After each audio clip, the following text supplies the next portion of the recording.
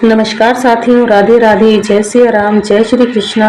हमारे चैनल अंतरदर्शन के अंतर्गत आज सुनिए अपनों के शुभ चिंतक कहानी का 10वां भाग। रंजन मन ही मन नम्रता को लेकर सोचते रहता है, परंतु किसी से उसका जिक्र नहीं कर पाता और सोचता रहता है, मैंने नम्रता के विषय में जानकारी हासिल करने की कोई कोशिश नहीं की। जानकारी हासिल करके भी क्या करना है, मैं अभी तक पीजी नहीं कर पाया।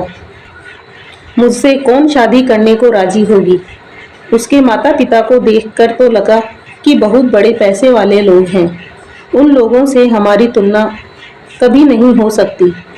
नम्रता देखने में अच्छी है, खूबसूरत सी है, पढ़ी लिखी है, एक डॉक्टर है। पता नहीं, शायद एमडी वगैरह कर ली होगी। मेरी तरह थोड़े ही है, क्या पता, हो सकता है कि आरक्षण वाली कैटेगरी के हों। मैंने थोड़े ही उसका सरनेम पता किया है। अगर आरक्षण वाली कैटेगरी की होगी तो पता नहीं हमारे घर वाले उसे बहू बनाने को तैयार होंगे या नहीं। ऐसा भी हो सकता है कि वह खुद मेरे साथ घर बसाने को राजी नहीं होगी, या उसके घर वाले। बहुत से ऐसे होते हैं जो हमारे साथ रिश्ता जोड़ने को राजी नहीं होते। कुछ भी हो, पर उसने तो आरक्षण के बल पर पीजी कर ली होगी। ऐसे में न तो हमारे साथ मेल खाता है, न ही वह या उनके घर वाले हमसे रिश्ता जोड़ने को राजी होंगे। रंजन यूं ही अपने ही मन में सोचने लगा।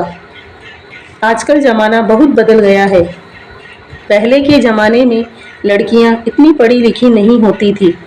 ऐसे में एक आम चलन था कि ज़्यादा से ज़्यादा 20-25 वर्ष तक की उम्र के भीतर लड़कियों को शादी करवाकर ससुराल में भेज दिया जाए। परंतु अब समय बहुत बदल गया है। आज के ज़माने में सभी लड़कियां शिक्षित हो रही हैं। उसे अपने करियर के शिखर तक पहुंचने की ललक में पारंपरिक भावनाएं और चेतना को पीछे छोड़कर आगे बढ़ने के स्पृहा ने घेर रखा है। प्रकृति के नियम को भी आजकल अनदेखी करने की होड़ मची हुई है। ज़्यादातर लड़कियां स्वतंत्रता और अधिकारों को लेकर व्यापक विचार रखती हैं। उनके विचार में ऐसा ना हो कि शादी करने पर मेरी स्वतंत्रता पर लगाम लग जाए। अतः शादी से जितना समय तक दूर रहा जाए उतना ही अच्छा है। ऐसे में शादी करने की समय सीमा तथा रूपरेखा भी बदल रही है। ऐसे में माँ जो मेरी शादी करवाने को तत्पर हो रही है, उन पर कोई उम्मीद जाहिर करना भी एक कोरी कल्पना मात्र है। यह एक आवेग प्रवण कवि की कोरी कल्पना के समान मात्र है, जो कभी वास्तविक नहीं हो सकते, जो मेरी माँ कभी नहीं समझ पाती, क्योंकि वह तो पुराने जमाने की हैं, जिनके मन में दांव पेच ना के बराबर है और सदा सादा जीवन जीने वाली हैं। नम्रता अपनी ड्यूटी में व्यस्त हो जाती है, सुबह से शाम तक। तो कभी ऑपरेशन थिएटर में व्यस्त रहती है। पूरा दिन उलझे रहने के पश्चात जब घर में पहुंचती है तो किसी और काम में मन नहीं लगता। तो कभी कभी अपने लैपटॉप पर फिल्म देखकर समय बिताती है। साथ में कभी कभी अपने डॉक्टरी विषय पर नई नई चीज़ों को इंटरनेट के माध्यम से जानने की कोशिश करती है। ऐसे में कभी कभी व्हाट्सएप मैसेज वगैरह भी देख लेती है। तो कभी फेसबुक में अपनी सहेलियों के साथ चैटिंग में व्यस्त हो जाती है। तभी एक रोज़ उसके फ़ोन पर बहुत सारे व्हाट्सएप मैसेज और वीडियो आ गए। उसने उसे खोलकर देखा तो विनीता ने इसे भेजे हैं। उसमें वह फ़ोटो भी है जिसमें नम्रता रंजन के कंधों के सहारे गहरी नींद के आगोश में खोई हुई है। नीचे विनीता की ओर से कमेंट लिखा है, किसी को इससे अच्छा भोला भाला पति या दोस्त या जीवन साथी कहाँ मिल सकता है। विनीता की भेजी हुई फोटो और कमेंट्स को देखकर नम्रता शर्म के मारे पानी पानी होती जा रही है।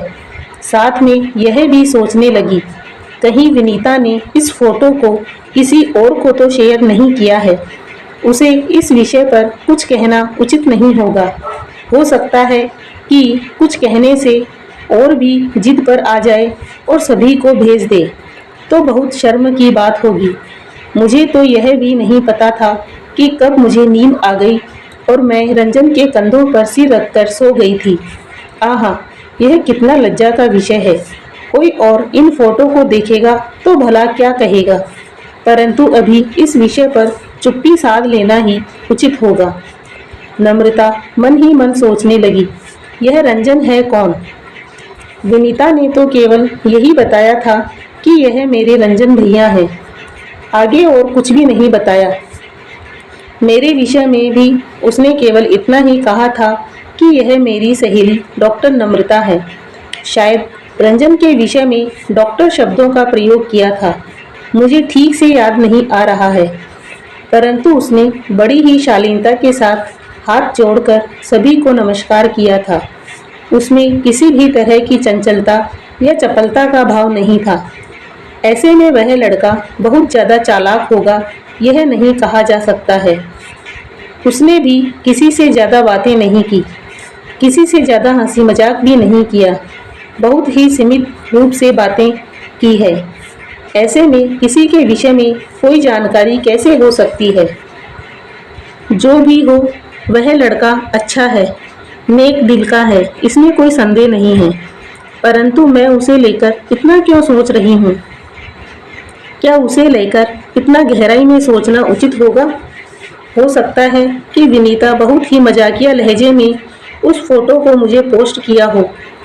ऐसे में विनीता को इस विषय पर कुछ कहने से अच्छा होगा कि चुपचाप ही रहा जाए।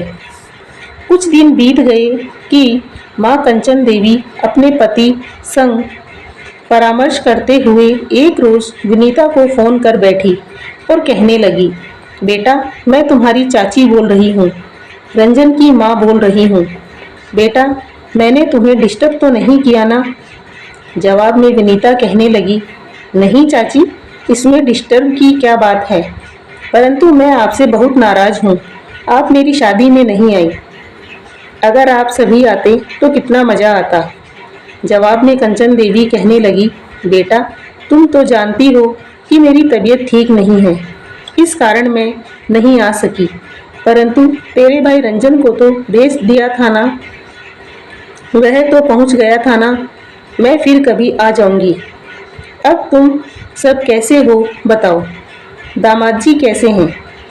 जवाब में विनीता कहती है, हम लोग तो सभी ठीक हैं, आप सुनाइए कि आज कैसे याद कर लिया?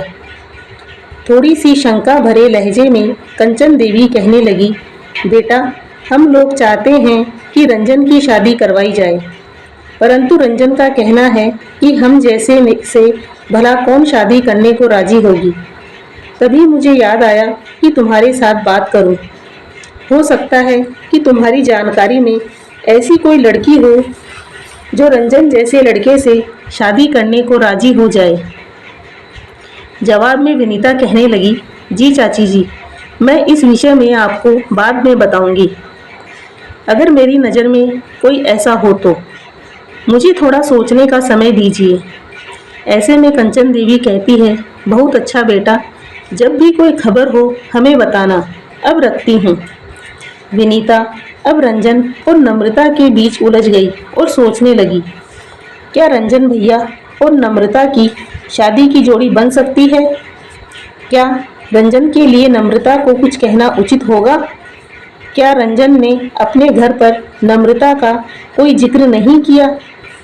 चाची जी के कथन से तो ऐसा कोई प्रमाण नहीं मिला। अगर रंजन खुद अपनी माँ से कुछ कहता तो चाची जरूर इस विषय में कुछ कहती, परंतु उन्होंने कुछ नहीं कहा। इससे जाहिर होता है कि रंजन ने चाची जी को नम्रता के विषय में कुछ भी नहीं कहा। अब जो भी हो, इस विषय पर गहराई से सोचना जरूरी है।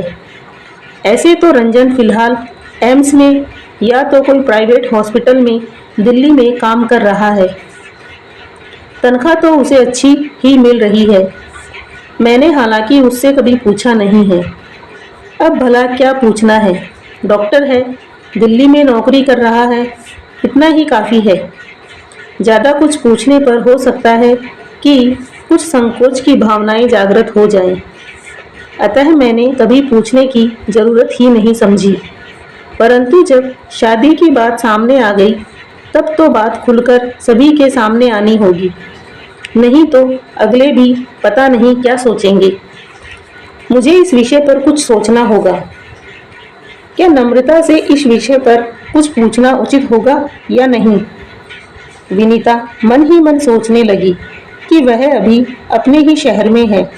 कुछ दिन के पश्चात वह अपने पति के संग दिल्ली में चली जाएगी। उस समय चाहकर भी वह नम्रता से नहीं मिल सकती।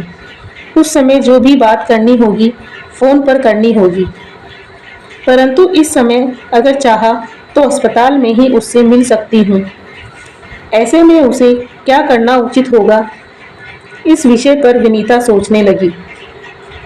क्यों ना उसके साथ फिर से कोई बहाने में मिल लिया जाए, यही ठीक होगा। तभी एक रोज दोपहर के समय विनीता टहलते टहलते नम्रता के डिपार्टमेंट में पहुंच गई तो नम्रता मिल गई। एक दूसरे से गले लगकर खुशियां जाहिर करते हुए नम्रता कहने लगी, अरे भाई, अब तो तुम्हें प्रमोशन मिल गया है, कैसा लग रहा है? नम्रता की बात विनीता को समझ में नहीं आई, अतः आश्चर्यचकित लहजे में पूछने लगी, प्रमोशन? कैसा प्रमोशन? नम्रता बड़ी ही सहजता से कहने लगी, क्यों, तुम्हारी शादी जो हो गई है तो इसे प्रमोशन नहीं कह सकते क्या? तुम्हारे जीवन का तो प्रमोशन हो गया है ना। अब कुछ दिन के बाद यहाँ से नौकरी छोड़कर दिल्ली में चली जाएगी तो वह तुम्हारी दूसरी प्रमोशन है।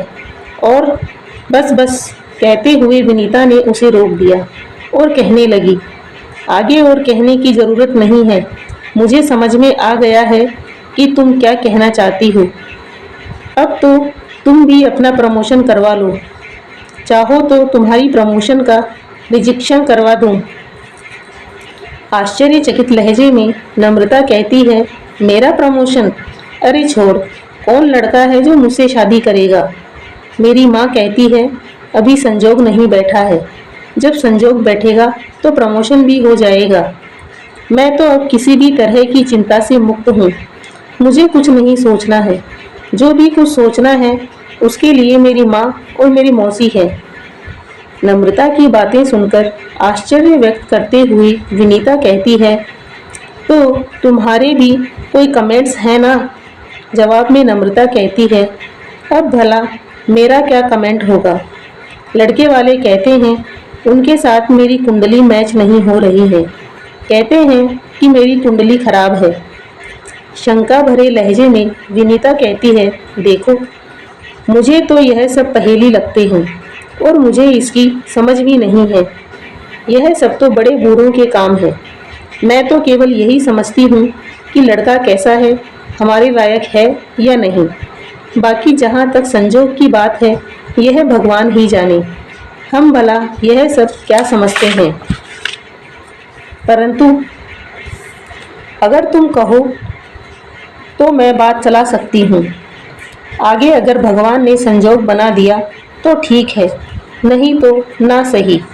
विनीता की बातों पर नम्रता किसी भी तरह की प्रतिक्रिया दिए बगैर चुपचाप रही। तभी फिर से विनीता कहने लगी, क्या बात है, तुम भी कुछ कह तो सकती हो ना? जवाब में नम्रता कहती है, अब भला मैं क्या कहूँ? अगर तुम्हें लगता है कि ऐसा कोई लड़का है तो तुम मेरी माँ से बात करके देख लो कि मेरी माँ क्या कहती है। जवाब में विनीता कहती है, ठीक है, यही सही, मैं आंटी जी से बात तो कर लूँगी, परंतु तुम्हारी भी तो कोई राय होनी चाहिए ना। आश्चर्य व्यक्त करते हुए नम्रता कहती है, मैं भला इस विषय पर क्या राय दूँ?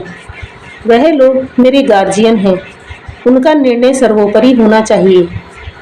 आश्चर्य व्यक्त करते हुए विनीता कहती है, परंतु लड़का तुम्हें पसंद है या नहीं, यह तो तुम ही बताओगी ना। दुविधा भरे लहजे में नम्रता कहती है, कौन सा लड़का? किसके बारे में मैं बताऊं? तुम पहेली मत बुझाओ, मुझे जरा खुल कर तो बताओ। तभी विनीता अपनी फ़ोन की गैलरी में जाकर रंजन और नम्रता की फ़ोटो निकालकर उसे दिखाते हुए कहती है, मैं इनके बारे में बात कर रही हूँ, अब तुम ही बताओ। यहाँ पर मैं आप सभी से अनुरोध करूँगी कि आप हमारे चैनल को ज़्यादा से ज़्यादा लाइक, शेयर और सब्सक्राइब करें, ताकि हम आपके लिए रोज़ नई नई कहानियाँ इस चैनल के माध्यम से पेश कर सकें। धन्यवाद।